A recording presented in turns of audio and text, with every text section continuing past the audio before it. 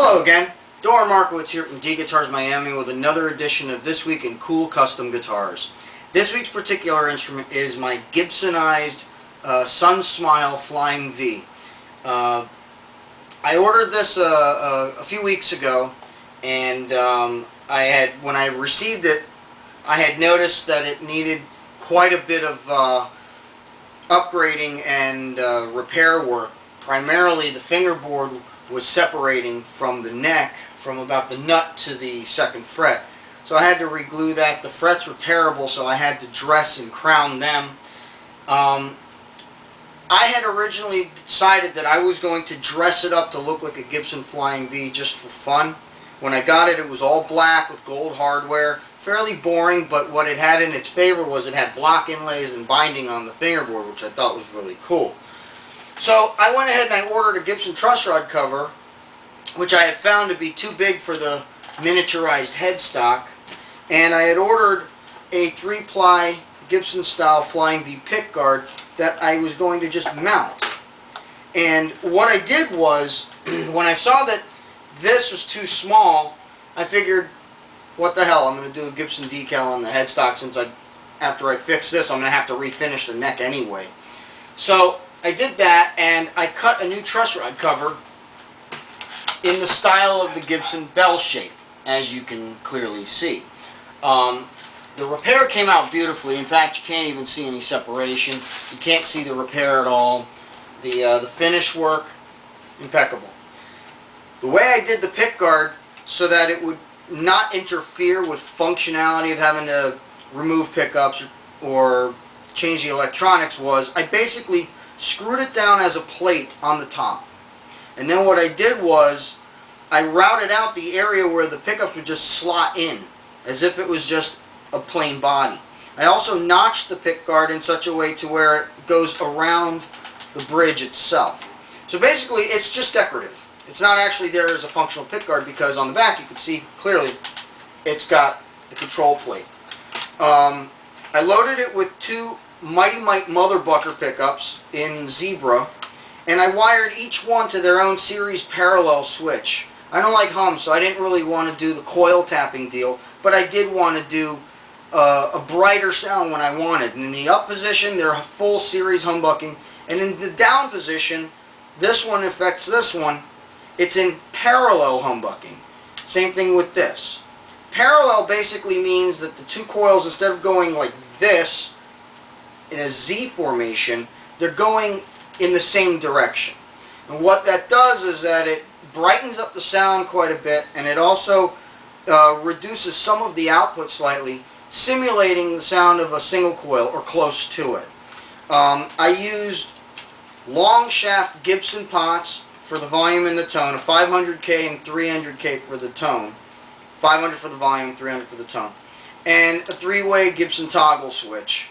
The tuners are stock. I replaced the original cheap nut with a tusk nut that I then, of course, slotted correctly.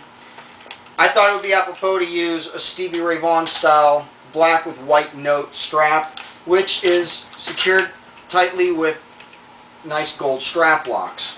I like the gold hardware on it. I thought it looked really sharp with that. The action is at 1/16 of an inch, and the intonation is perfect.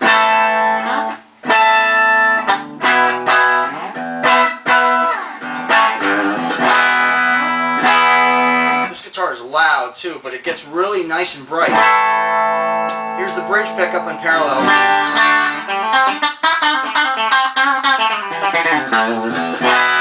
Spankier. And then in series, it's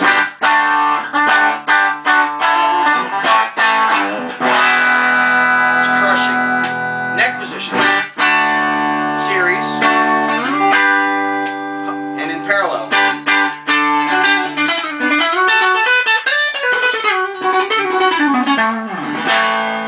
And if we put both of them together, let's say both of them in parallel,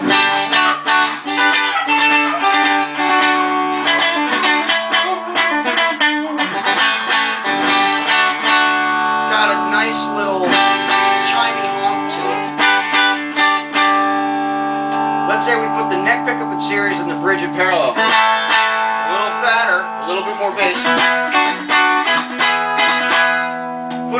series. That's a big sound. Bridge in series, neck and parallel.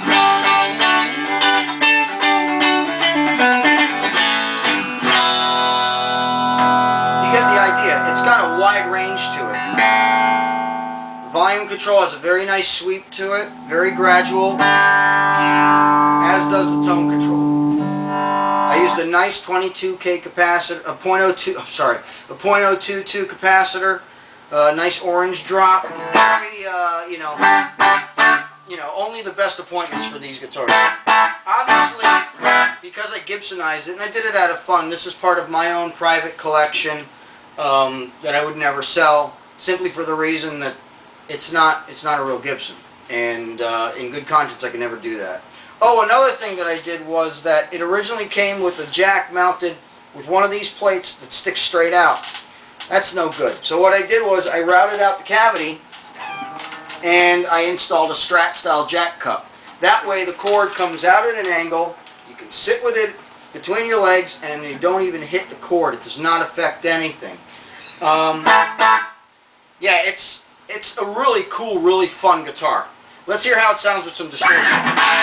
This is just a regular, thick, lush distortion.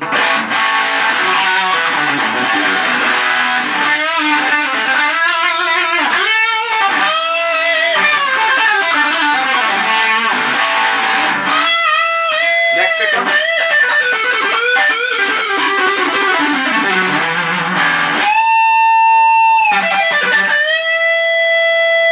Sustain is amazing on this.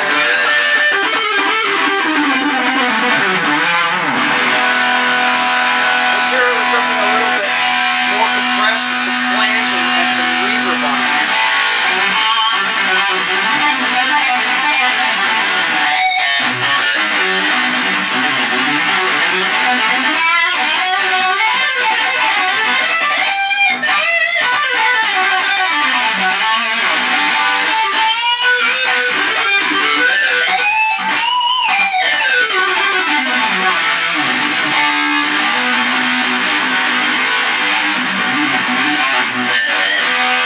Of course, a guitar like this, it wouldn't be right to not do some thrash.